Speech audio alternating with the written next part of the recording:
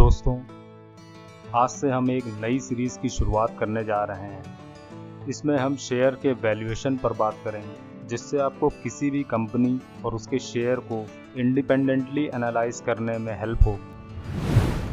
वैसे तो एकेडमिक्स में फाइनेंशियल स्टेटमेंट्स के इंटरप्रिटेशन के लिए सैकड़ों कॉन्सेप्ट मैट्रिक्स हैं, लेकिन दोस्तों मेरा मकसद आपको बिना कंफ्यूज और कम से कम बोर कर इम्पोर्टेंट इन्फॉर्मेशन शेयर करना है। तो दोस्तों, आज हम वैल्यूएशन मेथड्स में सबसे ज़्यादा पॉपुलर रिलेटिव वैल्यूएशन के concept price to earning ratio यानी पीई रेशियो से शुरुआत करेंगे। दोस्तों, शेयर प्राइस इंक्रीज होता है या फिर डिक्रीज, ये इन्हीं दोनों मैट्रिक्स यानी पीई रेशियो और अर्निंग पर शेयर यानी ईपीएस पर डिपेंड करता है। अगर कंपनी हायर ईपीएस रिपोर्ट करती है और पीई रेशियो अगर कांस्टेंट भी रहे तो भी शेयर प्राइस इंक्रीज होगा, और अगर company flat EPS growth report करती है लेकिन रोबस्ट फ्यूचर ग्रोथ की गाइडेंस प्रोवाइड करती है तो इसका इम्पैक्ट पीई रेशियो यानी इन्वेस्टर कॉन्फिडेंस को इंक्रीज करता है, जिससे इन्वेस्टर्स फ्यूचर ग्रोथ को कंसीडर करके पर शेयर अर्निंग के लिए ज़्यादा पैसे देने को तैयार हो जाते हैं, यानी कि पी मल्टीपल्स इंक्रीज हो जाता है, जिससे कंपनी का शेयर प्राइस इंक्रीज हो जाता है। पी रेशियो हमें बताता है कि कंपनी की हर एक रुपए की अर्निंग के लिए इन्वेस्टर्स कितना प्राइस पे करने को तैयार हैं। बेसिकली पीई रेशियो किसी भी शेयर पर इन्वेस्टर्स के कॉन्फिडेंस को रिप्रेजेंट करता है, यानी इन्वेस्टर्स उस शेयर की फ्यूचर ग्रोथ के लिए कितने कॉन्फिडेंट हैं।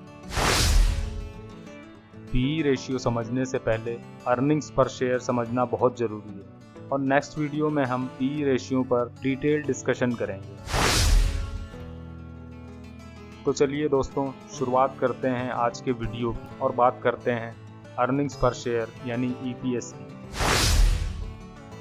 दोस्तों, वैसे तो ये सारी मैट्रिक्स जैसे कि पीई रेशियो, ईपीएस, ये कई सारी वेबसाइट्स पर रेडली अवेलेबल है, फिर भी इन्वेस्टर्स को इनका लॉजिक समझना बेहद ज़रूरी है। मैं Screener.in वेबसाइट यूज़ करता हूँ और ये फ्री ऑफ कॉस्ट है। इसके अलावा दोस्तों मैं बताता हूँ कि कैसे Screener.in वेबसाइट की हेल्प से आप किसी भी लिस्टेड कंपनी के फाइनेंशियल स्टेटमेंट को एक्सेल फॉर्मेट में डाउनलोड करके आप मनचाहे मैट्रिक्स को एक्सेल फॉर्मूला लगाकर कस्टमाइज कर सकते हैं। आप Screener.in वेबसाइट पर किसी भी ईमेल आईडी से लॉगिन करें और सिंपली स्क्रीन पर दिख रहे एक्सपोर्ट टू एक्सेल ऑप्शन पर क्लिक करके फाइनेंशियल स्टेटमेंट डाउनलोड कर सकते हैं। इसके बाद आप इसमें एक शीट ऐड करके दिए हुए profit and loss statement, balance sheet और कैश फ्लो स्टेटमेंट डेटा को मैनिपुलेट करके अपनी कस्टमाइज मैट्रिक्स भी बना सकते हैं, क्योंकि दोस्तों सारी मैट्रिक्स किसी भी वेबसाइट पर अवेलेबल नहीं होती। और जब आपकी एक्सेल शीट कंप्लीट हो जाए तो आप इसे Screener.in/excel लिंक पर अपनी कस्टमाइज एक्सेल शीट को अपलोड कर दें, तो नेक्स्ट टाइम जब आप किसी दूसरी कंपनी के शेयर की एक्सेल शीट को डाउनलोड करेंगे तो उसमें सारी कैलकुलेशन जो आपने पहले कर रखी हैं वो ऑटोमेटिकली सेव होकर डाउनलोड होगी। इससे आपको हर बार कैलकुलेशन नहीं करनी पड़ेगी और आपका काफ़ी समय बचेगा। दोस्तों, आपको बता दूं कि ये कोई स्पॉन्सर्ड वीडियो नहीं है। Screener.in वेबसाइट की जानकारी मैं सिर्फ इसलिए शेयर कर रहा हूं कि इससे आपकी कुछ हेल्प हो सके।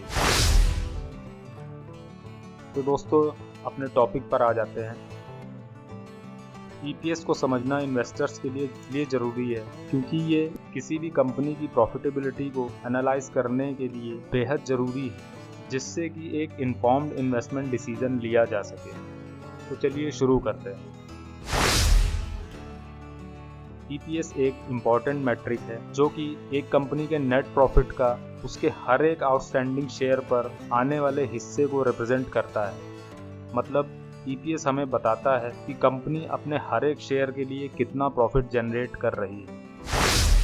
ईपीएस का फॉर्मूला है EPS is equal to net income divided by total outstanding shares. Net income, जिसे फाइनेंस में बॉटम लाइन भी कहते हैं, कंपनी के रेवेन्यू से सारे एक्सपेंसेस और टैक्सेस को घटा देने के बाद नेट इनकम मिलती है। टोटल आउटस्टैंडिंग शेयर के बारे में थोड़ा जान लेते हैं। वो सारे शेयर जो कंपनी के शेयर होल्डर्स के पास होते हैं, यानी जिन्हें कंपनी ने इश्यू कर दिया है और मार्केट में ट्रेड हो रहे हैं। आउटस्टैंडिंग शेयर्स में कुछ तरह के शेयर होते हैं, जैसे कॉमन शेयर्स और preferred shares. Common shares company में ओनरशिप को रिप्रेजेंट करते हैं और वोटिंग राइट्स भी कैरी करते हैं, जबकि प्रेफर्ड शेयर्स, जैसे कि नाम से ही पता चलता है, इन शेयर होल्डर्स को कुछ प्रिविलेजेस प्रोवाइड करते हैं, जैसे प्रायोरिटी डिविडेंड और अदर पेमेंट। जब भी कंपनीज प्रेफरेंशियल रूट के थ्रू फंड रेजिंग प्लान करती है तो उसमें ज़्यादातर HNIs और इंस्टीट्यूशनल इन्वेस्टर्स पार्टिसिपेट करते हैं। इन्हें कंपनीज कॉमन शेयर होल्डर्स से कुछ प्रिविलेजेस देती हैं, क्योंकि ये प्रेफर्ड शेयर होल्डर्स कंपनी में बड़ा इन्वेस्टमेंट करते हैं, इसलिए कंपनीज इन इन्वेस्टर्स को अट्रैक्ट करने के लिए ज़्यादा सेफ और बेनिफिशियल अपॉर्चुनिटीज़ प्रोवाइड करती हैं। इस तरह preferential allotment of shares companies के लिए बेनिफिशियल है, क्योंकि उन्हें बिजनेस एक्सपेंशन या फिर बिजनेस ऑपरेशंस के लिए कैपिटल मिल जाती है और कंपनी के बिजनेस एक्सपेंशन या स्मूथ ऑपरेशन से कंपनी का प्रॉफिट इंक्रीज होता है और अल्टीमेटली कॉमन शेयर होल्डर्स को भी बेनिफिट होता है।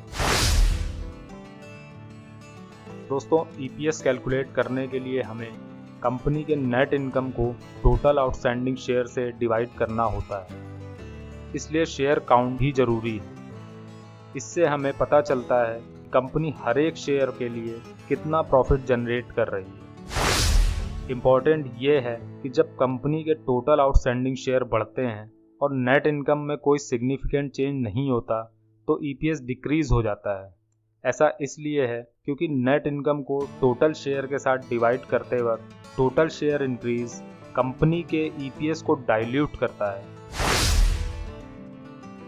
इसका मतलब है कि कंपनी के हर एक शेयर पर होने वाला प्रॉफिट कम हो जाता है और पर शेयर अर्निंग कम हो जाती है। इसलिए हायर आउटस्टैंडिंग शेयर्स के साथ EPS डिक्रीज होता है और इसलिए जब भी हम EPS की बात करते हैं हमें नेट इनकम के साथ साथ टोटल शेयर काउंट भी देखना होता है, ताकि हम कंपनी की प्रॉफिटेबिलिटी को सही तरीके से इवैल्यूएट कर सकें। तो दोस्तों, आखिरकार EPS क्यों इम्पोर्टेंट है आप समझ गए होंगे। EPS इन्वेस्टर्स के लिए एक कंपनी की प्रॉफिटेबिलिटी और ग्रोथ पोटेंशियल का वैल्यूएबल इंसाइट प्रोवाइड करता है। ज़्यादा EPS आमतौर पर इंडिकेट करता है कि कंपनी पर शेयर बेसिस पर कितना ज़्यादा प्रॉफिटेबल है, जो कि इन्वेस्टर को अट्रैक्ट करता है और स्टॉक प्राइस को भी बढ़ाता है।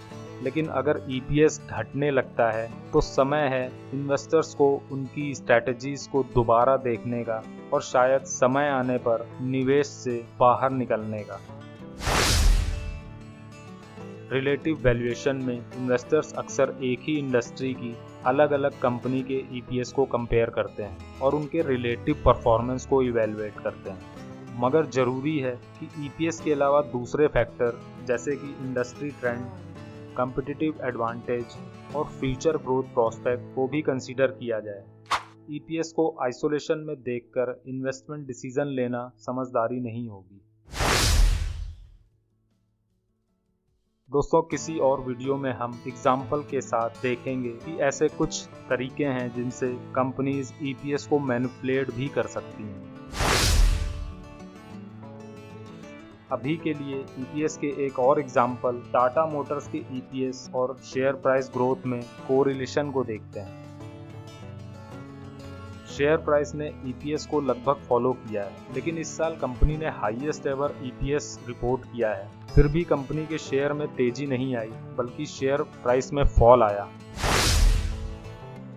इसकी वजह थी कंपनी मैनेजमेंट की अपकमिंग क्वार्टर्स के लिए गाइडेंस, जिसे इन्वेस्टर्स ने निगेटिव लिया और PE मल्टीपल्स में तेज गिरावट आ गई।